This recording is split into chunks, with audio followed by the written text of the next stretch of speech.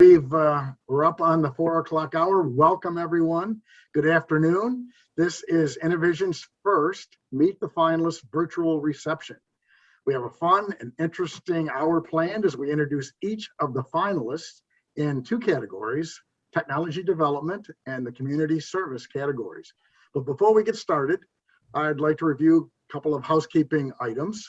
First of all, I'd like all of the finalists to maybe take their microphones and just kind of show them off. These are kind of cool little things. This year, or actually last year we started, instead of having trophies to gather dust, we actually have a trophy that can be useful. So we invite you to use them in all of your Zoom meetings. Second, Richard and I will be monitoring the chat dialogue. And so if you have a question for one of the finalists, just enter it into the chat and we'll hopefully bring that up to our moderator. Another item is feel free to add your affiliation to your Zoom name tag. So most of you I can see have your name, but if you'd like to put a dash or a parentheses of who you're affiliated with. One of the things at Innovision that is very important to us is to foster collaboration. And so anything we can do to kind of help all of our innovators connect with each other, we will. And towards that end, I also invite you, if you'd like, to include your contact information in the chat dialogue as well. And we will make the chat available to all the attendees today. So if you'd like to put your contact information there, that would be great. Also, I want to make you aware that we are recording the session today and we'll post it on our website tomorrow. So feel free to talk to your friends, colleagues, and so forth and let them know if they missed the action today that they can catch up by watching the video. So without further ado, let me move on and turn the mic over to A.B. Robichaud, a member of the founding team of Innovision and the current chair of the board.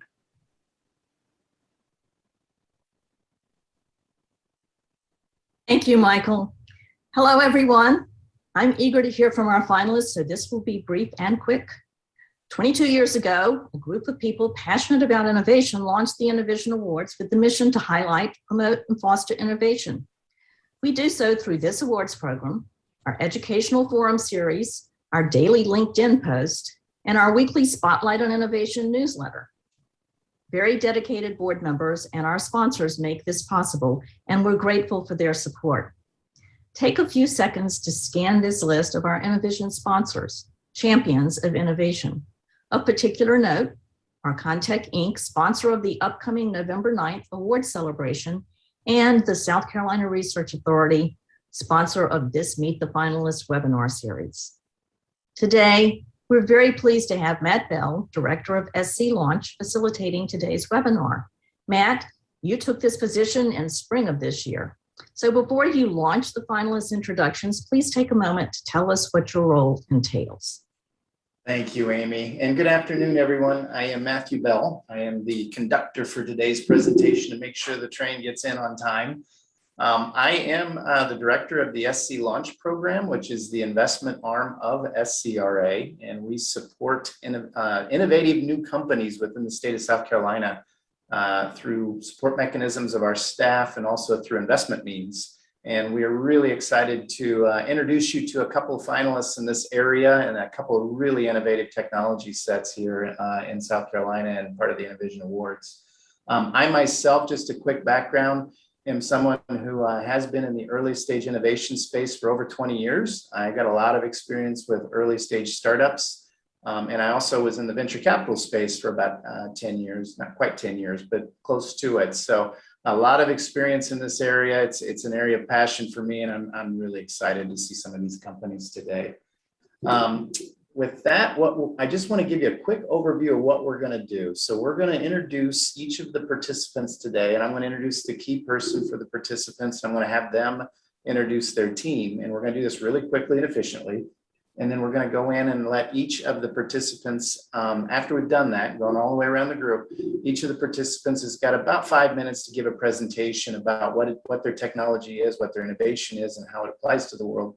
And then from there, we'll open things up for questions and answers. So unless there's a reason to stop, I'm going to keep going and start the introductions.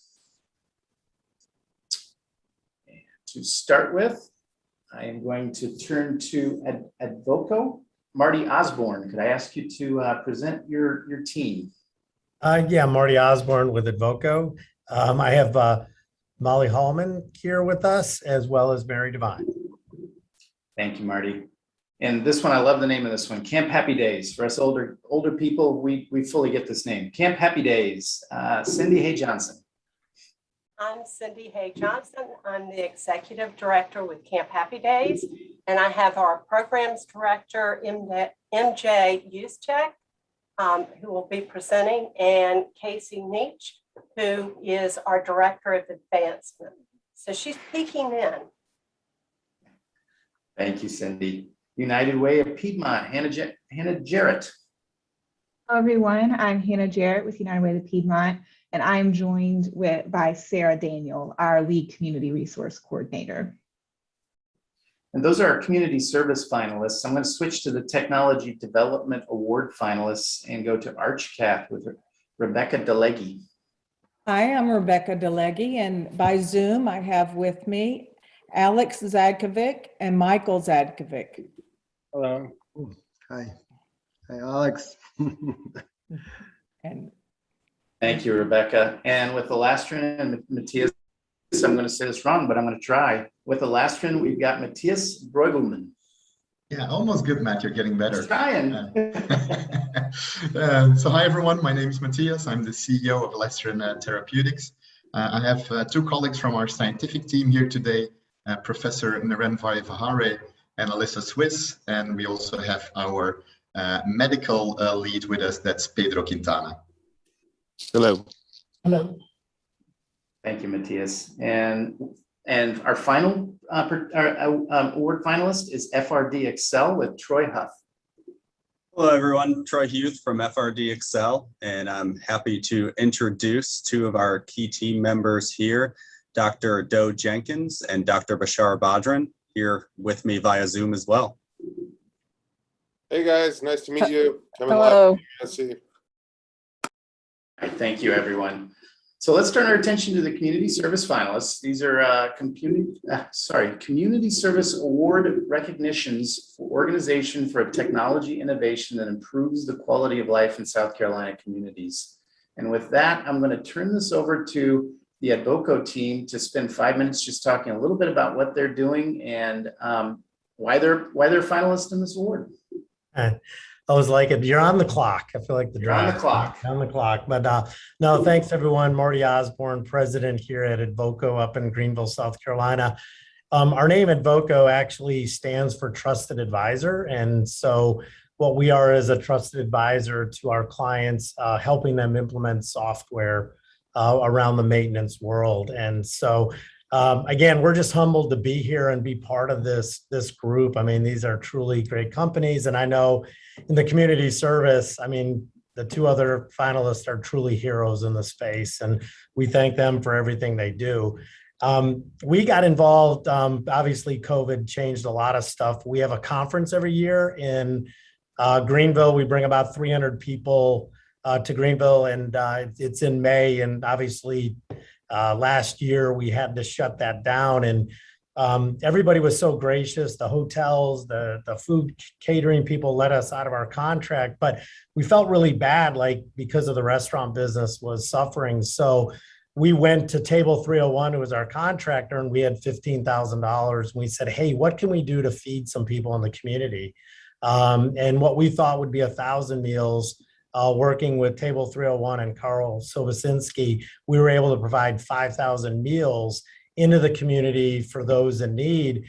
And due to that, all of a sudden, we got more and more people wanting to give money and add to that. And so we raised another 60,000, got up to 20,000 meals.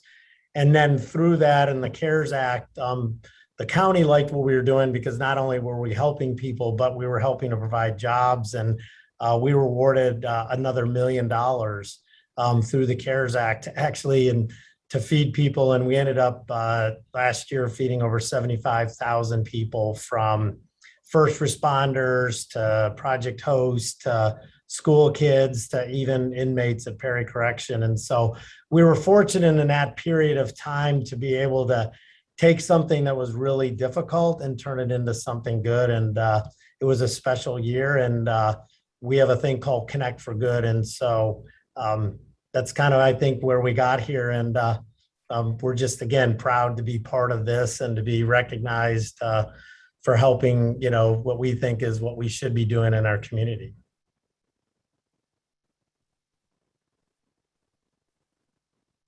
I muted myself. I apologize. Thank you, Marty. Just the success you've had with the investment that you've received and the numbers that you produced just over that short time frame, I think validates why you're here, and we thank you for the service that you put in. Let's go to Camp Happy Days with Cindy, if that's okay. Love to. Wow, those numbers are incredible. What a great job you did last year. We are thrilled to be here too. We, as everyone did, we had to be adaptable and flexible. We work with children across the state that are diagnosed with cancer.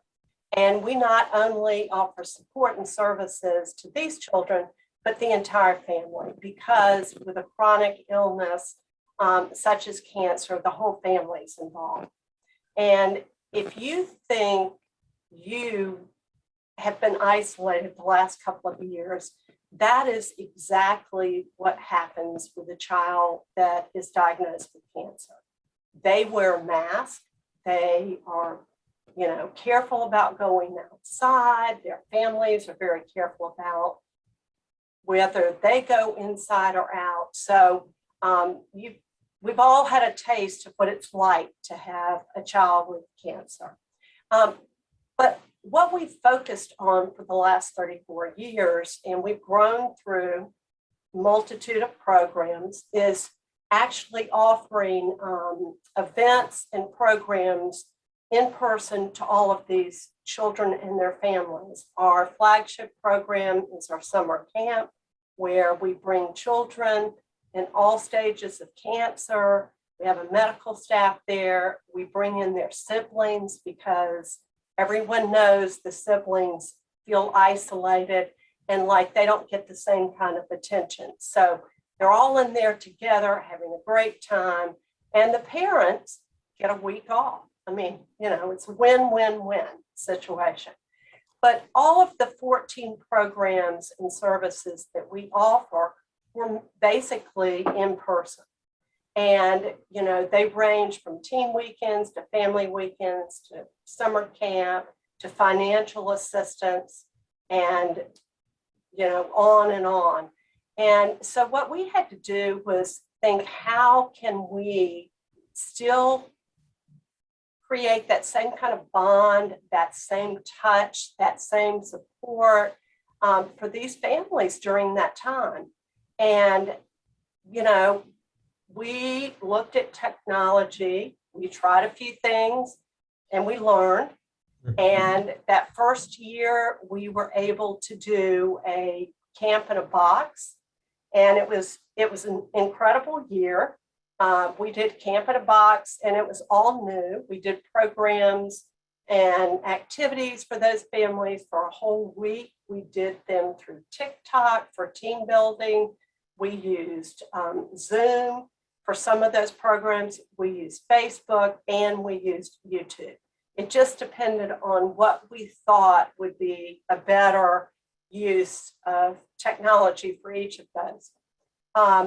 And, we learned a lot, what works, what doesn't, how do we reach people? What do we do with that? And we found that by bringing this technology in and really spending time with those children, and also taking what is really special about camp, because camp, even though it's one program, camp sort of does everything magically for children with cancer and their siblings. It helps them to be a kid again. It helps them to gain confidence, self-esteem, hope, and trust. But you do that in typically a personal situation. So what do you look at with programs when you're trying to do this all, over the internet? you look at what makes it special. So you take a lot of those activities that happen during camp and you make them so that each individual person can do those. And then you take the special things that makes it really unique. And in the South, it's all about food.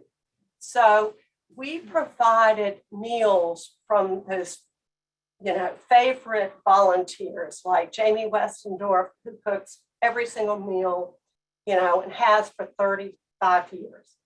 You take Kickin' Chicken, who brings, Bobby Fries to camp, and Swig and Swine and Maple Street. And you take all of those and you make that part of that process. And then you think about what are some of those special things. Our camp is always over 4th of July, so you put sprinklers and July 4th items in. And you do pixie sticks and little Debbie cakes, because those are what those kids get that's special at camp. And, it was a really incredible opportunity. We had weekly Zoom, meetings for teens, preteens, and kids, and we learned a lot. But last year, we really knocked it out of the ballpark with our Camp in a Box. So I want MJ to tell you very briefly what that looked like. Do we still have time on the clock here? We got a little bit of time left. Yeah. If you do All right. Appreciate that. So we actually ended up doing a camp in a backpack this past year. And this was able to go to the 3 main hospitals that focus on children with cancer and have oncology departments themselves for pediatrics. And so with this, we were able to serve over 60 of our campers that are in hospitals. And that really allowed us to see that we had programs and we had campers that we were not underserving. And so with this backpack and the way that we were able to connect with Zoom through Zoom codes, so they didn't need a link, it was really able to engage them in these programs. And they were able to see, sea turtles that are in the hospital, the turtle hospital at the South Carolina Aquarium while they're in the hospital themselves. And so there's all these really great ways that we were able to show them the world through more than just the window outside their hospital. And so that's what's made it really cool. You had my attention. I really wanted to know what was in the box. So I commend you guys. That's fantastic. And I can't imagine that's a difficult subject that you're addressing, but to do it in the last 12 to 16 months, I'm sure was an even greater challenge. So it's easy to see why you guys are here. So thank you very much. And I am going to turn it over to United Way of Piedmont, Hannah Jarrett. Hello again, everyone. United Way of the Piedmont believes that everyone deserves the opportunity to thrive. We serve Spartanburg, Cherokee, and Union counties in the upstate of South Carolina. And we've established a bold goal for our community to decrease the number of people living below self-sufficiency by 10% in the next 10 years. And one of our main strategies or programs to help achieve that bold goal for our community is our Community Resource Coordinator program. And through that program, the CRCs help families become economically mobile and work towards self-sufficiency. So really focusing on the long-term progress and stability of families in our community. And through that program, we have developed innovative service processes for that long-term case management and crisis response. United Way and many of our other local safety net partners, we've been using a secure website portal called Charity Tracker as a shared client case file system in our community for the past decade. And this Charity Tracker shared client system, of course, helps us store client information and files, but it also helps record services clients receive across our Charity Tracker network through United Way and other nonprofits in our community, things like financial assistance, food boxes, counseling, and we're able to share that information across agencies to provide comprehensive care for each client that's served in our community and to reduce duplication of services so that we're able to help more people in our area. Within the past 18 months, we've had two major innovative processes have come out of our partnership and use of Charity Tracker. One is Pathway to Progress, and the other is the Family Self-Sufficiency Assessment. The initial ideas for these innovations and these processes were designed to collectively by us, United Way, and other organizations. So it's very collaborative process to really meet the needs of the organizations and the people that we serve. And then we built those processes that were locally developed into Charity Tracker's features. This innovation has significantly strengthened community-wide strategies for long-term behavior change and client care. You know, before we had these tools, Pathway to Progress and the Family Self-Sufficiency Assessment, long-term outcomes related to behavior change and economic mobility were really difficult for us to measure in a standardized way. And we were really only successfully able to track the short-term outputs of our work and how we served clients and families. So this problem of only being able to really focus on and track the outputs in the short term created a problem that was a gap between our efforts and the goals that we wanted to achieve. So it was really hard to tell the story of our impact. So after evaluating our current programs and establishing behavior change practices, we were able to work with Charity Tracker to develop Pathway to Progress and the Family Self-Sufficiency Assessment, which allowed us to establish and measure client goals long-term. This has equipped both the, here at United Way, the community resource coordinators and the other agencies in our community to collaborate with their clients and empower them to take the lead in developing their goals for moving along that path to self-sufficiency and financial stability.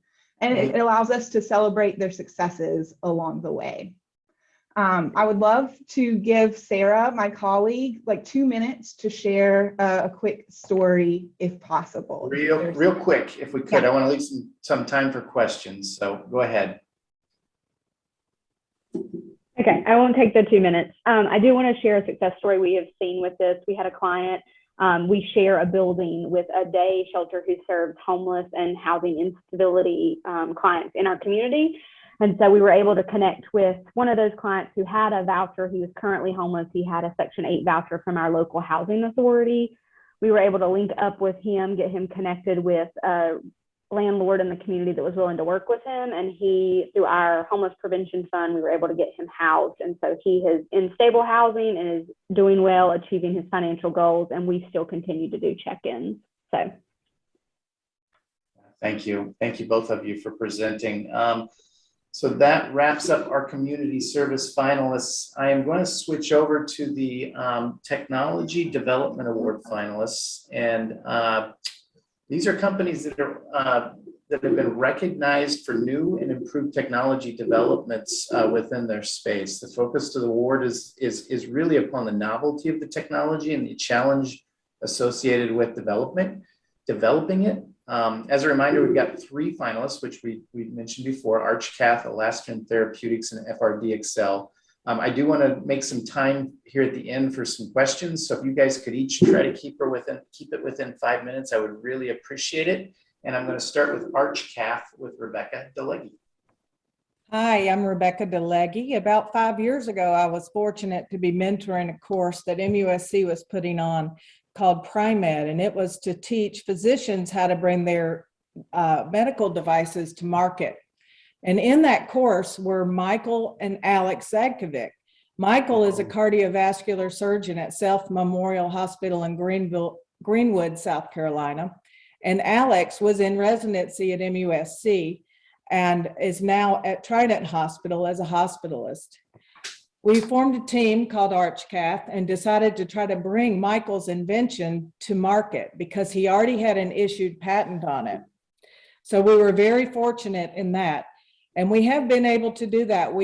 It has taken about 4.5 years, but we have bootstrapped our way through and used resources at MUSC and also at South Carolina Launch and been able to get our device FDA approved. And we are currently in studies at two different hospitals in South Carolina. So this is a total South Carolina device, and we're very proud of that. The device goes like this. If you've ever had a relative die from a complication due of heart surgery, like bypass, or maybe that they didn't die, but they came back to you and they just weren't quite the same. Maybe they were a little slower. Maybe they had a limp on one side. Well, what is happening with that is that you're having a peri-procedural stroke. And that happens when the doctor's going in to do ablation or stenting or TAVR, which is the newest one, which is aortic valve replacement. They accidentally, or really they can't help but to knock some of that debris around those vessels loose. When that debris gets loose, it goes all over the body, but one very bad place it goes is up through your carotids to your brain. And so our mission at ArchCath is to stop that from happening. I have one slide I'd like to show you, if you can give me a screen share. You should have it already. You do? Yes. Mm-hmm.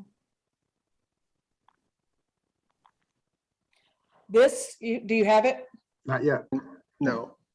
Should be the green button at the bottom. Oh, sorry. Mm-hmm. I don't have a green button. Should be a green share screen button. Your screen There button. it is. Okay, it wasn't on the mini screen. There you go. Okay.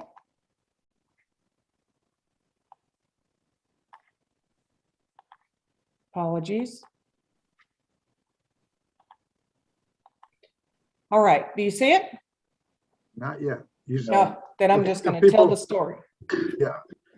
It's not uncommon to do everything, and as Matt pointed out, you have to hit the do it button.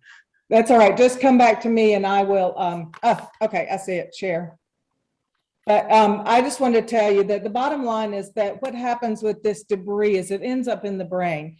So right now there are procedures out there with bypass and coronary stenting and so on that have from like 10 to 80% chance that you'll have some sort of procedure related stroke. And that happens because this debris that's coming off the heart or out of these blood vessels lands in your brain, and it's in the arteries, and it clogs those arteries, and those arteries can no longer feed your brain. So that you have an area of, whether small or large, that the brain does not get any oxygen and that tissue dies. And that causes these peri-procedural strokes.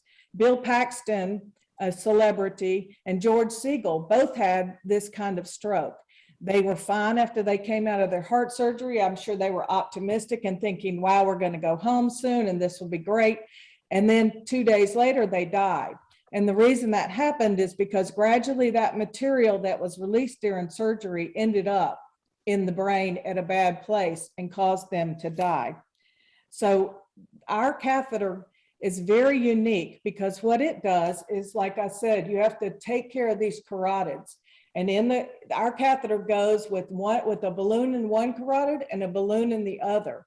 And when the doctor knows that that debris is going to be released, we blow up our balloons, and our balloons stay inflated for about 15 seconds. And that debris doesn't go to your brain, but goes to the trunk of your body where it can do no harm.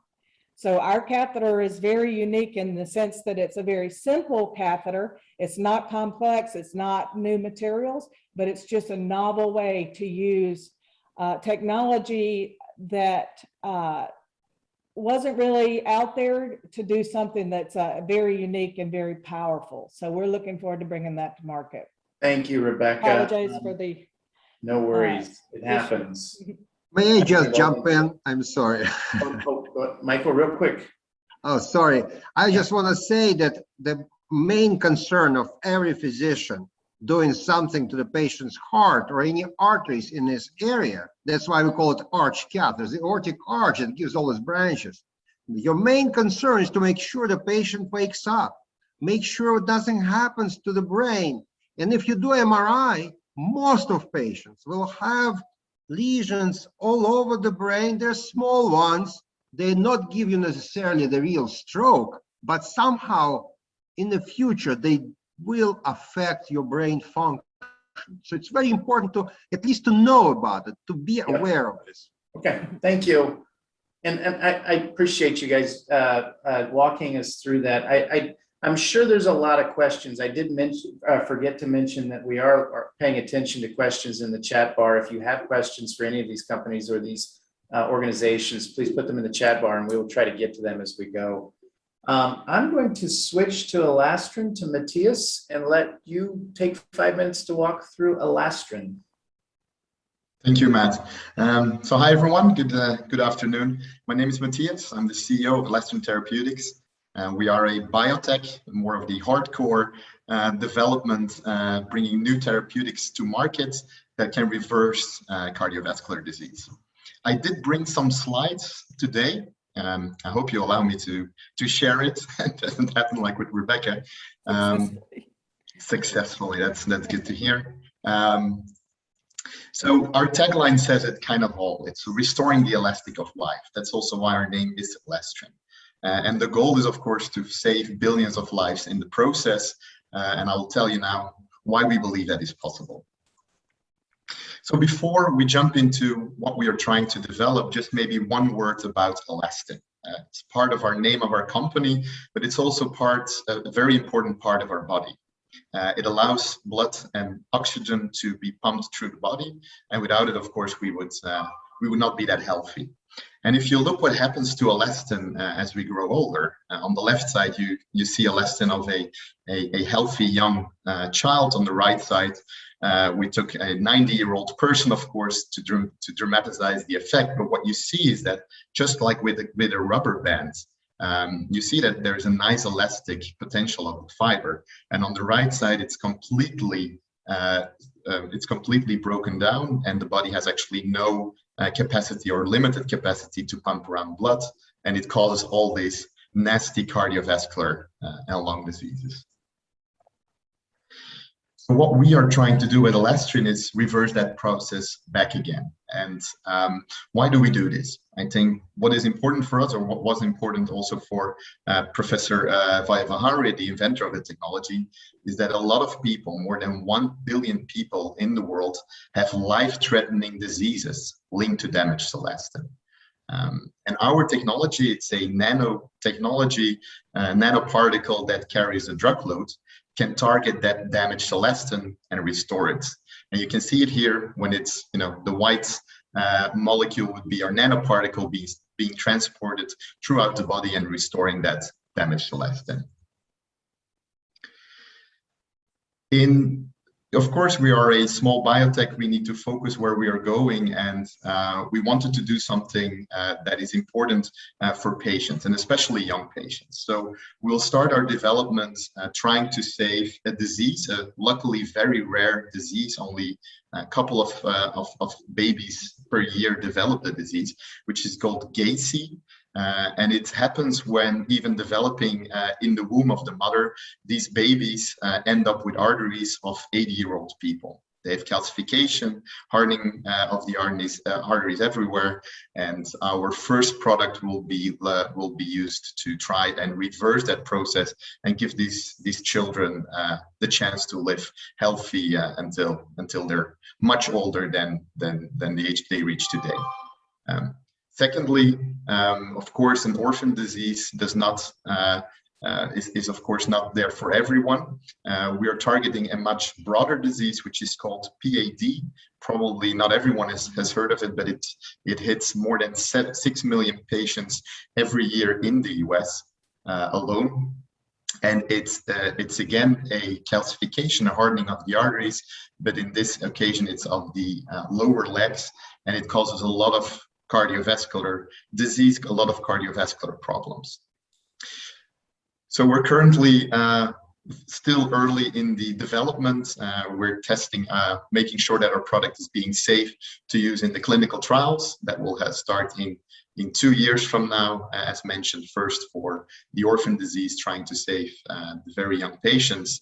And then 1 year later, we'll start our clinical trials in patients, older patients with PAD. Our first product will hit market in 2027 if all goes well. Of course, we'll need to do a lot of fundraising in between, and we hope that we have a very effective and safe therapy on the market. Thank you. Thank you, Matthias.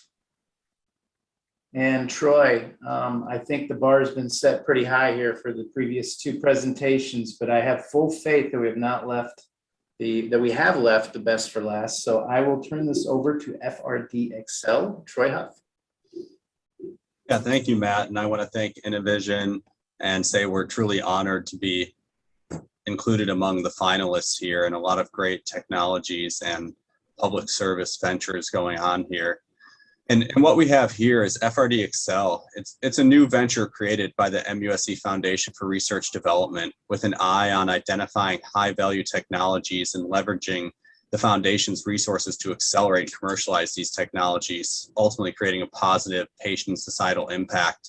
And it gives us the opportunity to identify outstanding innovations at the Medical University of South Carolina, like that of Dr. Jenkins and Dr. Badran here with me, who you'll hear from in a second, and work with these researchers, faculty, and clinicians to develop real-world solutions to these critical needs.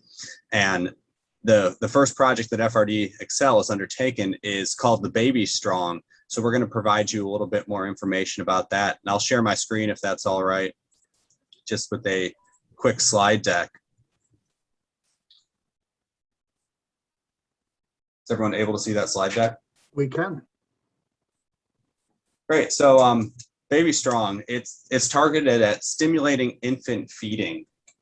And our mission here is to support high-risk neonatal populations with a first-of-its-kind solution to help these babies that have feeding issues overcome the feeding issues and thrive. And with that, I'd like to hand it off to Dr. Jenkins to talk a little bit more about the clinical issue of neonatal feeding problems and why this is such a big deal. So thank everyone for having us. These preterm babies and babies born with brain injury do not have a normal reflex for feeding. So they don't know how to suck and swallow and breathe and coordinate that whole process. And they may need to learn to take oral feeds by a bottle over many weeks. So being in the hospital for, even more than a month or 2 after they're otherwise ready to go home. Or they may end up with a gastrostomy tube, such as you see here, for direct gastric feeding. This is a real problem for us. A lot of preterm babies have these difficulties. And we have, in preterm population, 20% of them end up with G tubes if they're born less than 30 weeks. But even term babies can have trouble with that developmental task.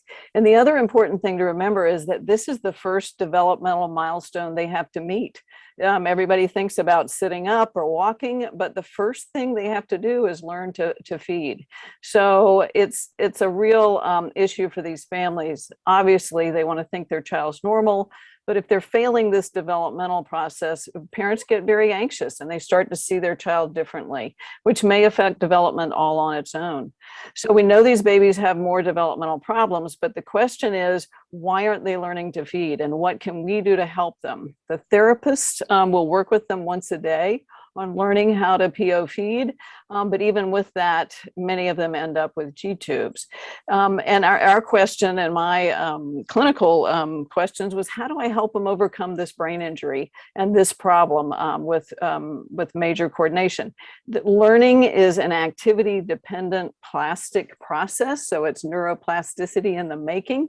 And feeding is a motor skill that they have to learn. So our question and our collaboration with Dr. Bashar Badran and the Brain Stimulation Lab was, what can we do to boost this motor-dependent neuroplasticity? And Bashar, do you want to explain the Baby Strong system and how it works and how it came about? Yeah, so I like to say that there's really only been 4 major innovations in baby bottle history dating back to the Bronze Age. So in the Bronze Age, baby bottle advancement really was moving to ceramics.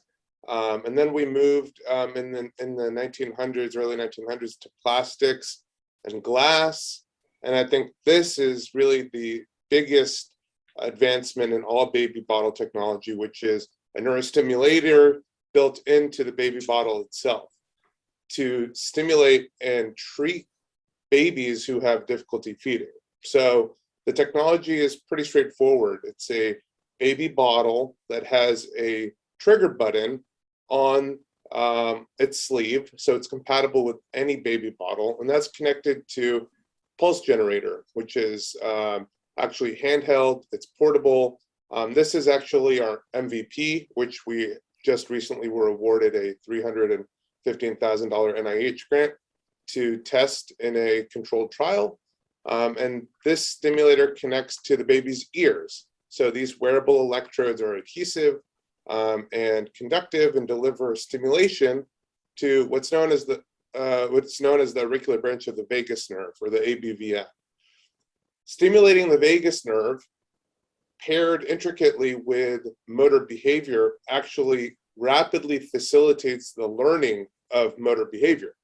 So as you can see here on the left, the graph with the red and blue lines, you can see that babies on average were trying for at least 30 days to learn how to feed on a bottle and take per oral volumes sufficient enough to go home without a G-tube. They were all enrolled. They were all slated for a G-tube and enrolled in our trial in the dotted line. And when we started stimulation, 56% of those babies, this is the early cohort of 14 babies, we're up to now 30 without changes in response rates. We actually send home without a G-tube.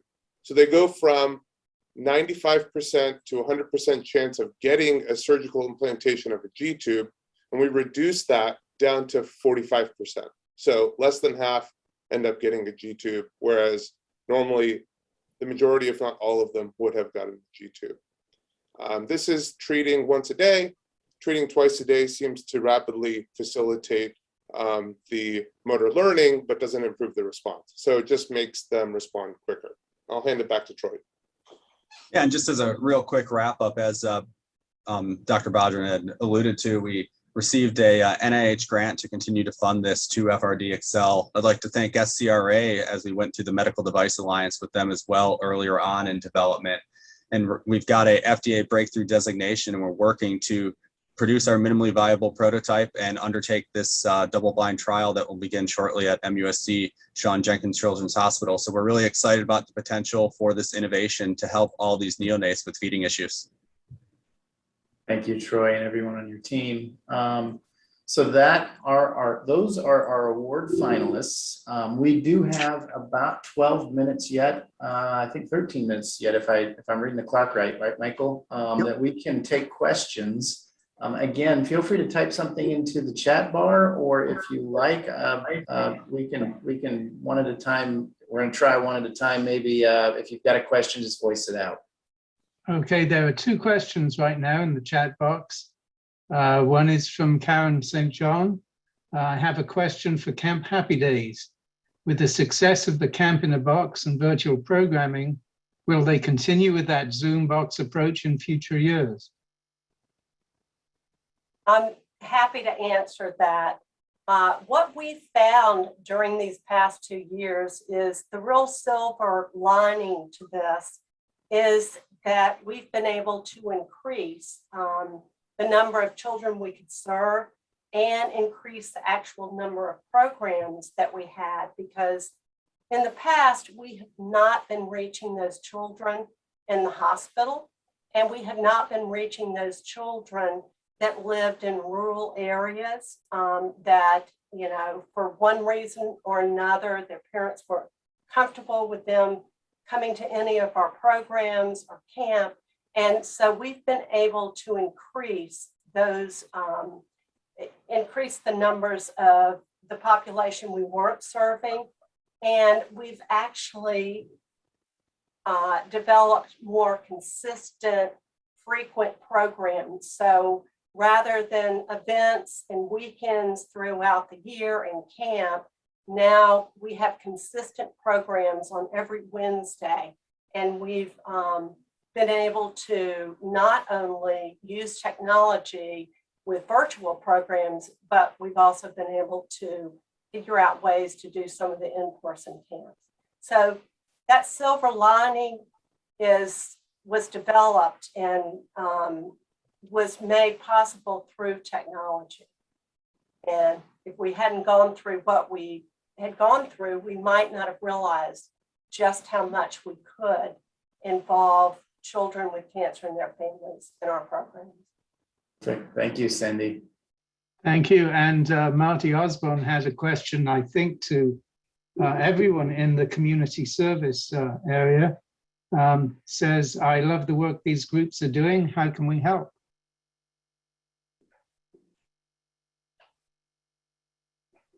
I can answer part of that.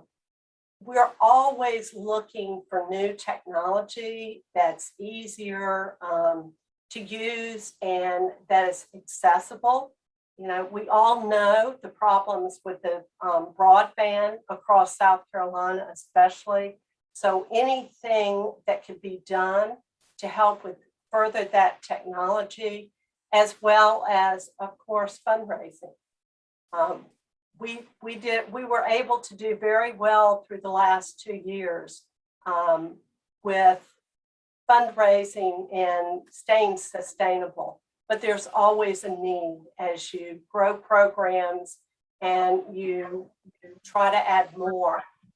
So there's always the need for funding. Thank you. Okay. Okay, somebody's asking questions and answering them already in the chat box. So I don't know whether that's a private consult or what. It looks like that.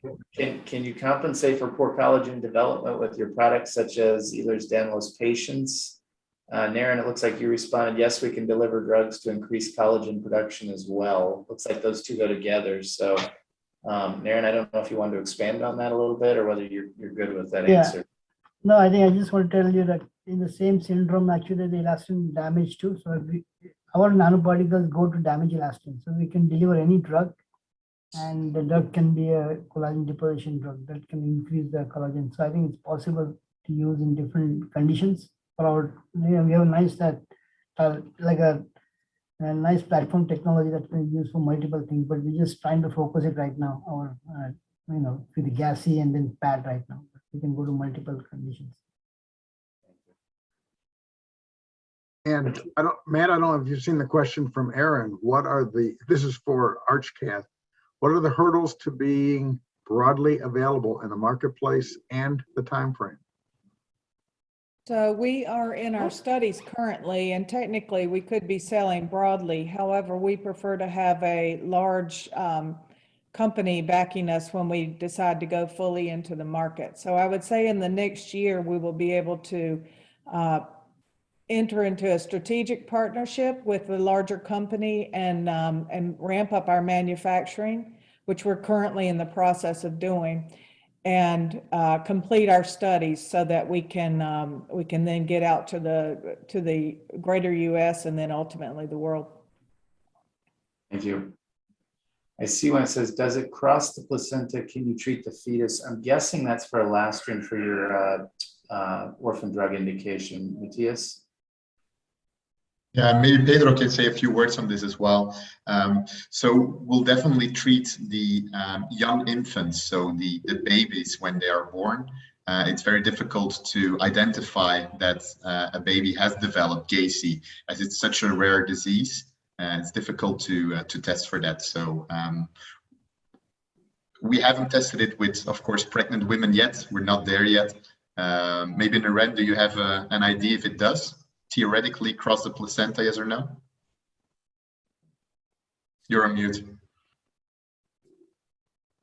Theoretically, yes, but we don't know yet. We haven't done anything yet. We would like to actually treat babies as soon as they're born.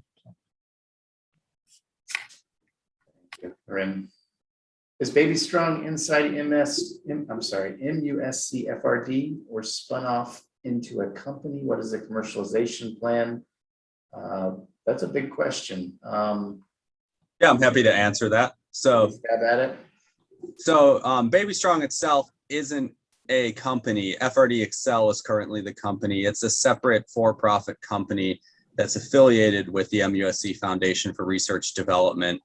The commercialization plan is ultimately to spin it out into its own entity and bring on more corporate structure as the level of funding increases. And eventually Baby Strong itself will become the company, and then FRD Accel will pick up another project to accelerate and spin out into another technology company. Thank you, Troy. Got a little bit more time yet. Any other questions? And Matt, I might add that another mechanism that people can use is the Zoom raise your hand. So down in the bottom, there's this thing called reactions. If you push the raise your hand, that'll pop you up to the top, and then you can actually ask your question directly. Or you could do this. Or you can do that. That's right. A good one, Matt.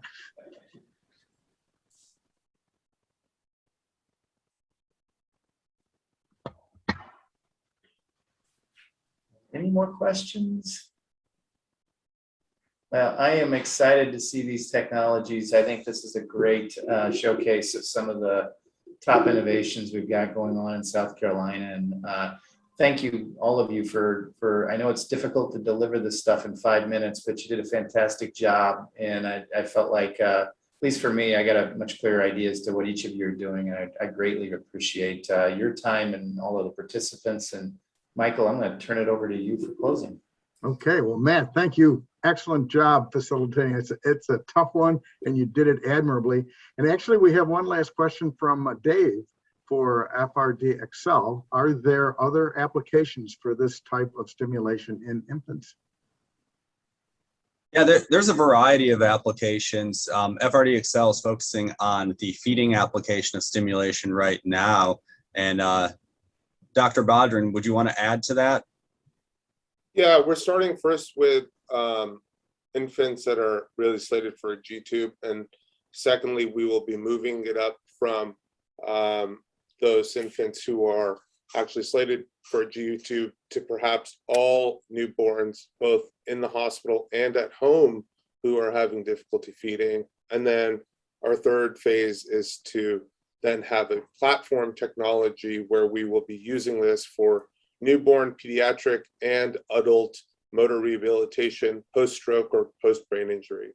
And we have really exciting data about that and several ongoing clinical trials as well. So we see that as down the line. Super. Well, we hope you observed that those of us associated with Innovision see as we go through this program, these innovations are interesting and unto themselves, but the people behind them are even more interesting, as I hope you've seen by today's presentations. They find a problem, identify a need, and then they go out and fix it. Whether it's a medical device, a consumer product, a community initiative, these creative people are helping other people do things that couldn't have been done before. So I'd like to give Matt and our finalists a big round of applause. Congratulations to you all. Maybe a big Zoom clap, wave your hands, whatever you'd like. That'd be great. So for those of you who want to meet more of the finalists, we will be here next week at the same time to recognize the finalists in the small enterprise and education award categories. So if you want to get the credentials, go to innovisionawards.org to pick them up. And again, please join us for the Innovision Award celebration, which is scheduled for November 9th, when we will showcase all of the finalists and announce the winner. So thank you for joining us today. Hope to see you all next week. And thanks again to all of you for joining us today. Thank you. Thank you. Bye-bye. Thanks. Thanks, Mike.